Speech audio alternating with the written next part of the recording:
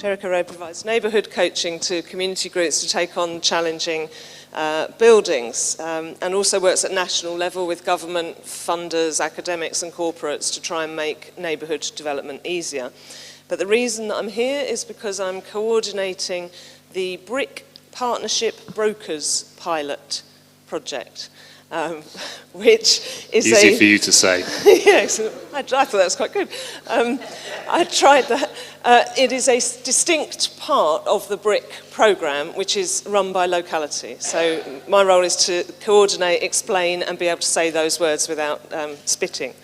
So the Partnership Brokers pilot, the rationale for that comes from the fact that Heritage Enterprise Scheme, which many of you, I hope, will have heard of, has this idea of partnerships between communities and private partners, communities and the private sector.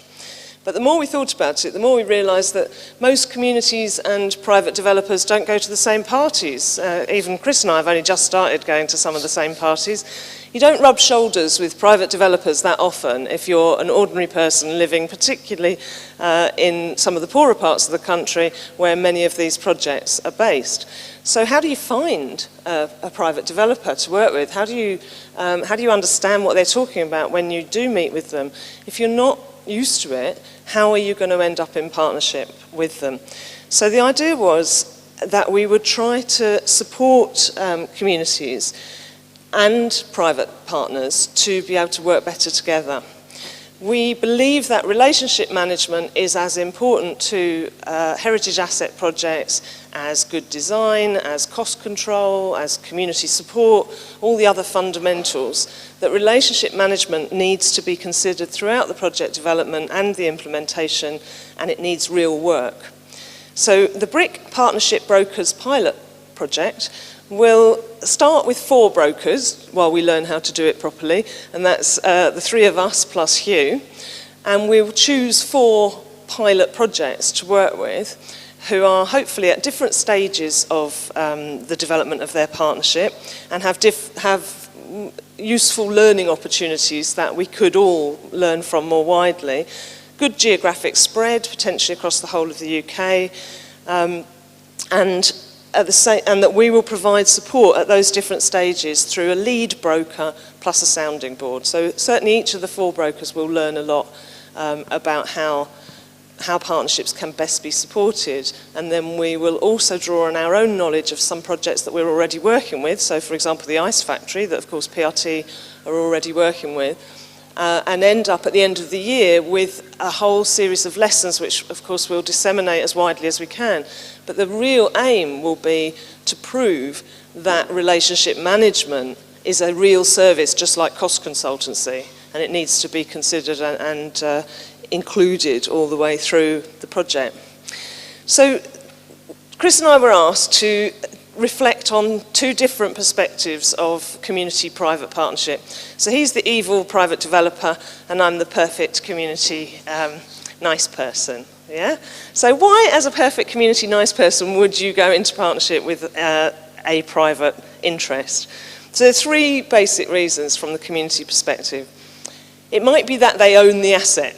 So that's quite a typical one. The asset is owned by a private owner who is not going to sell it, or at least they're not going to sell all of it. So it might be that, for example, with the ice factory, obviously ABP are going to continue to own all the land around it, whatever happens to the ice factory itself.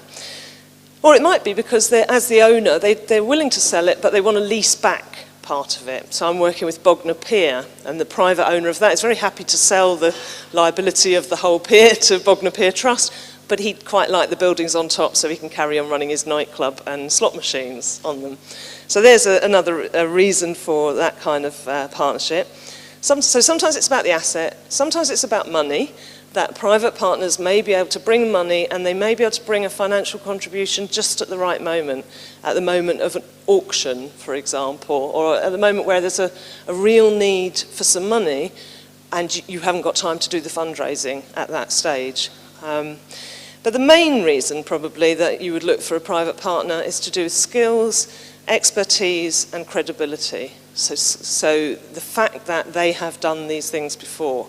and that they're recognised at that. So at 3 different stages: a developer partner, someone who has experience of developing buildings, a partner at the kind of capital work stage, so a construction partner of some sort, or at the operational stage, a long-term operator for your site, whether it's a part of your site like a cinema within your site or a cafe within your site, or whether it's the whole site itself, so a facilities manager. So if those are the reasons that a community might look to do it, why, Chris, would a private developer or private interest look to partner with the community? Thanks, Jess. That's a really good question. I wasn't expecting that one. Can I just do a little survey first? So can I have a show of hands? How many people here have got projects that involve some kind of private interest, one of those things that Jess was just talking about? What do you think the general public's general view is of property developers? Just shout some names out, or some words, sorry, some names out. Shout some words out that you think people would normally use to describe what a property developer was like.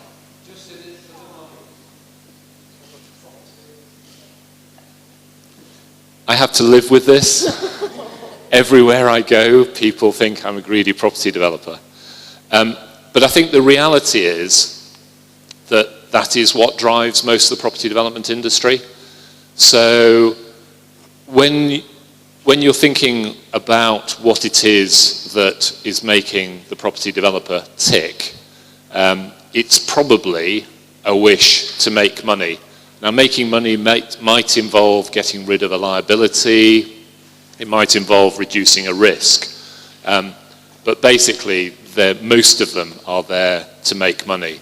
And the ones we've heard about, I suspect, are part of that, probably less than 1%, that are the ones that you're generally looking for when you're trying to do something like this. So from the property developer's perspective, to answer Jess's question, we're generally, and I'm trying to distance myself from this evil group of people, but we're generally looking for an opportunity to make money. Okay, so what gets in the way? So some of what gets in the way of partnership is the things that Chris was just talking about and that you were just talking about around perceptions, and they may or may not be misperceptions, but certainly there's a lot of prejudices from the community side about the private sector. Some of those are real. Of course it is about money, but there's a lot beyond that that's about they're just trying to shaft us. So actually there's a difference between making money and completely over the top, grasping, greedy, shafting us. I can't think of a more polite way to say that. It's all on film, Jess, it'll be fine. I'm sure it won't make the edit. That's what people feel a lot of the time. And unfortunately, it's not, well, perhaps it's not just the group. It's not only about what the group feels, it's about what other partners think as well. So it might be that the council wants you to go and find a fairy godmother. They want you to go and find somebody or sugar daddy, somebody who will come in with some money, and that will bring credibility. But quite often, the council might think differently from that and might think, actually, this completely undermines you. I thought you were supposed to be, this completely pure community organisation, and now you've got into bed with this evil developer. We're not going to talk to you anymore. So there's lots of perception and prejudice issues in partnerships. But there are also a lot of very practical issues that we talk different languages, and we know, Chris and I have both sat on the, what is it called, the Heritage Investment Working Group.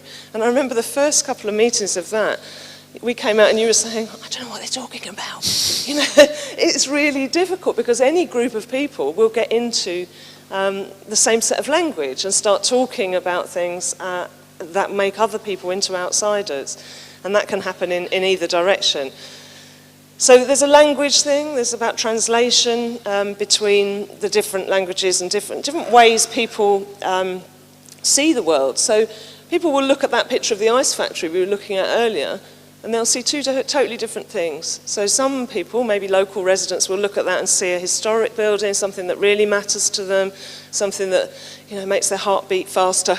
A developer will look at that and see 750,000 square feet. They'll see, what else? What would they see? When you look at historic building, what do you see? Liabilities. What else? Opportunity sometimes. Cheap space. Some of you will know of Tom Bloxham of Urban Splash, and he was always renowned as saying he would never pay more for a building than he'd pay for carpet on a per square foot basis. And he made some money doing that. Okay. You must buy quite nice carpets, to be honest. He bought very cheap buildings. Yeah. Okay, so there's a lot in the way, but then there's a lot of technical things in the way as well around how do you come up with a legal agreement? How do you come up with something that actually writes down between you the partnership you've begun to develop? You obviously need lawyers, you need it to be a legal agreement, but you're going to have to come up with the heads of terms, the core elements in that agreement, and you're going to have to negotiate those. And again, you're negotiating in a situation where you're talking different languages, you don't necessarily understand all the implications of what you're negotiating, and the developer or the private partner doesn't understand all the implications of what they're asking for your funding streams. So it may be that your funding streams require you to have certain length of leases or certain types of ownership and so on, and they haven't understood that. So you're constantly needing to bring to the table your two different set agendas and not storm off in a huff, either of you. So that's a kind of challenge to be able to do that.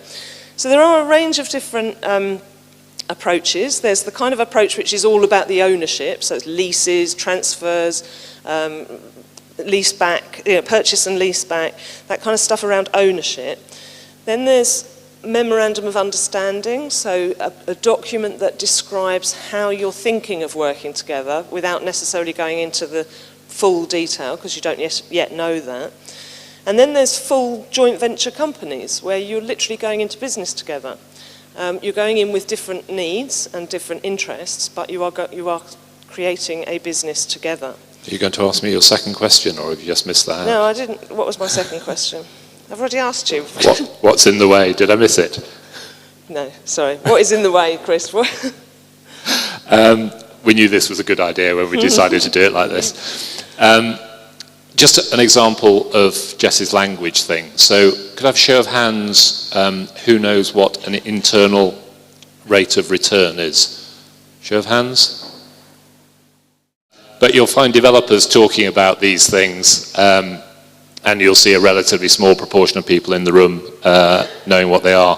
The other thing about the property developers, we've known this, and Ros and I have been in this world for quite a long time now. Sorry, Ros. And we've always known that about 95% of the property development industry won't go anywhere near a project which involves a grant. So immediately you're down to 5%. And the reason for that is they just don't like dealing with government and bureaucracy and all those kinds of things. And that was for the easy grants that were offered to property developers, not the complicated ones that you guys have to deal with. And then when you ask them not only to do a project with a grant, but also to do a project with a community group, about 99% of that remaining 5% also go running for the hills, because the general view of property developers of community groups is the one that's formed when they try and get planning permission for an inappropriate scheme in the wrong place, and they suddenly find there's a lot of opposition. They have a pretty negative experience of community groups, and they would generally regard them as being obstructive, untrustworthy, and they just wouldn't want to get involved. So important to, I think, to understand that when you're trying to engage with the private sector generally, they're coming with as much prejudice baggage as the community groups are of property developers. Absolutely. Okay, so we think there are 4 different stages, and I want you to bear these in mind when we're doing the discussions after the break. And you may or may not like the phrasing of this, but those stages are dating, mating, translating and relating. So dating is about finding each other at all, and the kind of circling process of, can we work with this person? Do we like them? So there's a dating process. The mating process is getting down into detail about the legal agreements. How are we going to do this, and how are we going to make sure it works and lasts? The translating is clearly this working on different, not just different languages and different words, but understanding each other, getting to understand each other's agendas and constraints. And then the relating is kind of help when things go wrong, so the marriage guidance, counselling, the trying to pull things back together, bring people back into the room when they've stormed off in huffs. And it's really important to think about those 4 stages, because obviously they're different, different groups will be at different stages. The 4th one is really important because it reminds us that things can go wrong later. It's not, however good your agreements and however much you think you understand each other at the beginning, things can go wrong later, and you think how much time and money and energy might have gone into a project for it only to collapse because of a partnership failure several years down the line. And that is really bad for everybody. It's bad, and in the end it's bad for the project itself if that collapse happens. So that's why we think partnership brokering is important. I'm going to leave Chris a final word. Well, no, I want to say one more thing, which is that sometimes you get to choose your partners and sometimes you don't. If it's an owner partner, you probably don't get to choose them. But developer partners, operator partners, etc., you can get to choose them, so you should think really carefully about what you're looking for in a partner. Chris is a partner or Igloo Regeneration is a partner in a couple of projects that I'm aware of. And one of them, I remember saying to them, I don't think you understand, you've got a partner to die for. That what we need to understand is what makes Igloo Regeneration a partner to die for, and how can we make some more of them around the country, because there aren't that many, I'd suggest. Yeah, it's definitely important to make more good development partners, because I've promised my colleagues that we won't do more than 3 communities-led development support projects. We're doing 6 at the moment, and I just can't bring myself to tell them about the other 3 just now. But it's hard for us because, as you know, there's not money around, and there's a huge amount of effort in the early stages. But just wanted to leave 1 or 2 thoughts from the point of view of what you can do for the developer.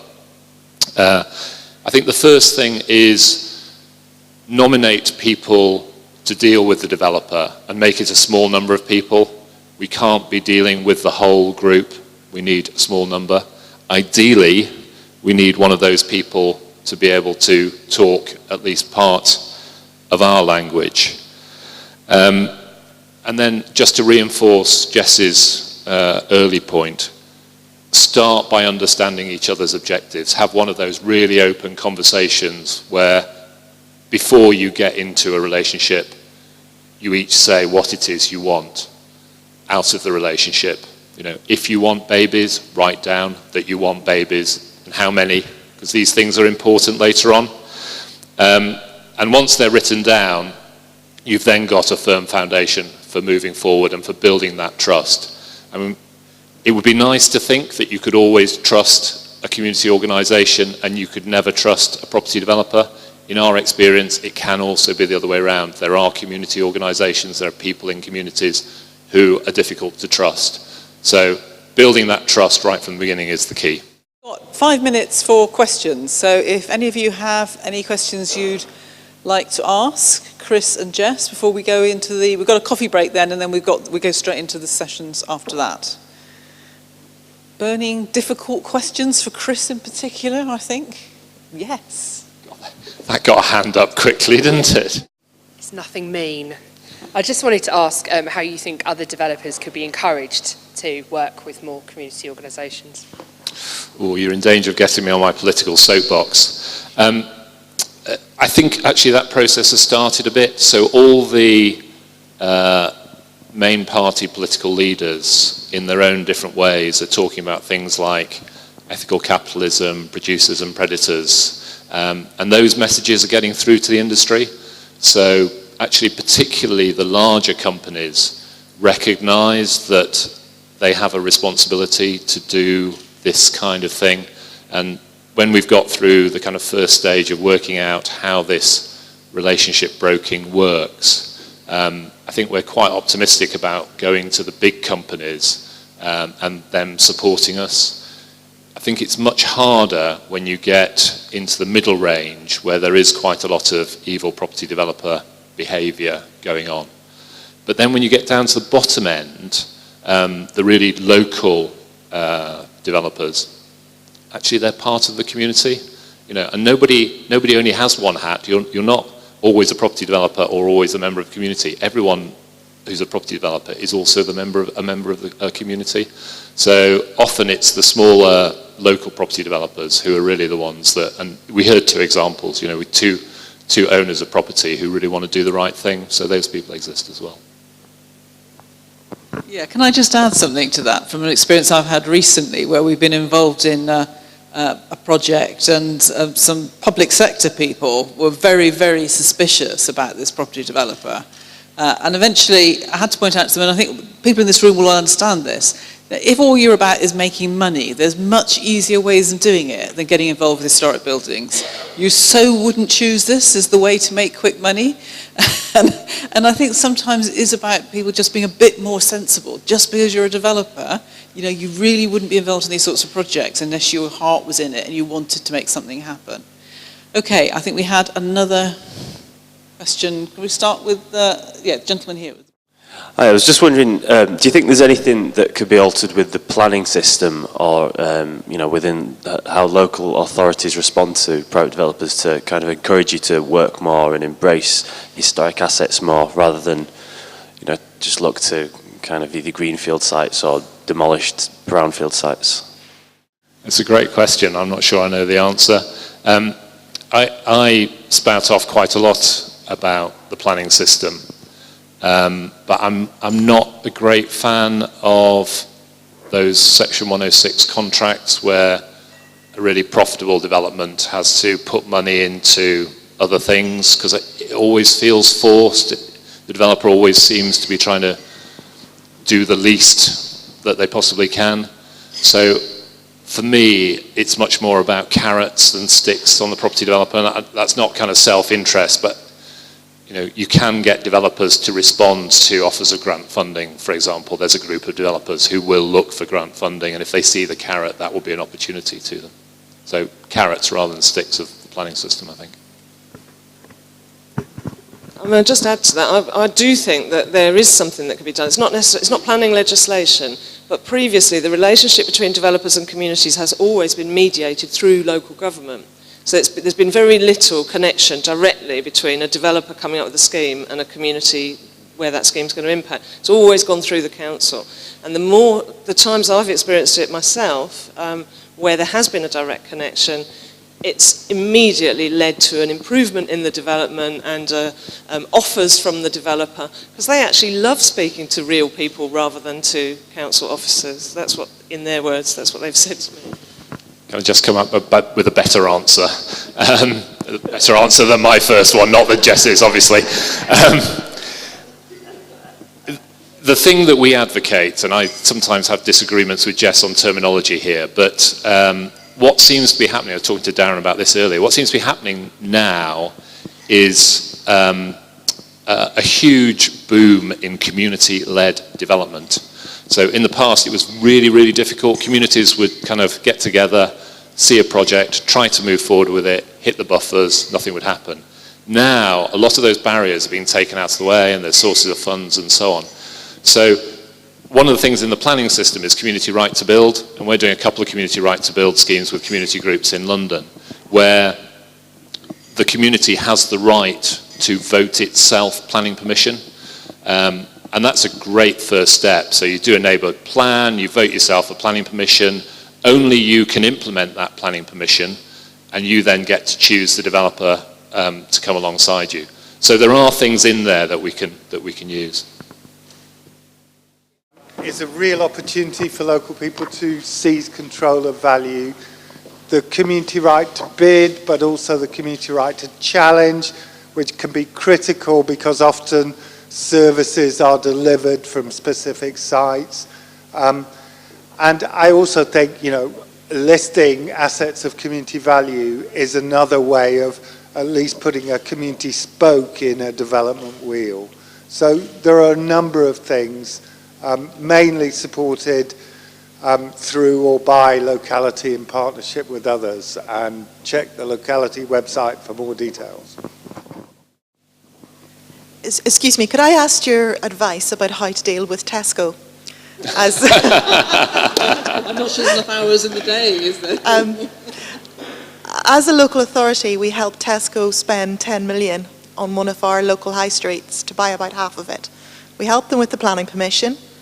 We did all the community consultation with partnership with the town council. Then Tesco decided that they no longer needed the planning permission, wrote off the land and walked away. And we've left with a community with £10 million of empty property sitting in one of our poorest town centres. We're trying to set up a community working liaison with Tesco who just don't want to know, and advice would be welcome. But two sides to it. One is to do what everyone in the room is doing, which is put together a viable, fundable project. And then the second one is blackmail Tesco, because they actually do care about their corporate reputation. London Citizens and Citizens UK are brilliant at blackmailing big organisations, and they'll do things like walk in on a Saturday morning with placards explaining to their customers what bad things Tesco have done to the town. And it's surprising how quickly that gets back to head office and things start to happen. So use blackmail would be my advice. We've already done that, and Tesco used us, and the planning permission, when they objected to the first one, they used us as a model of best practice and took government office down to meet us.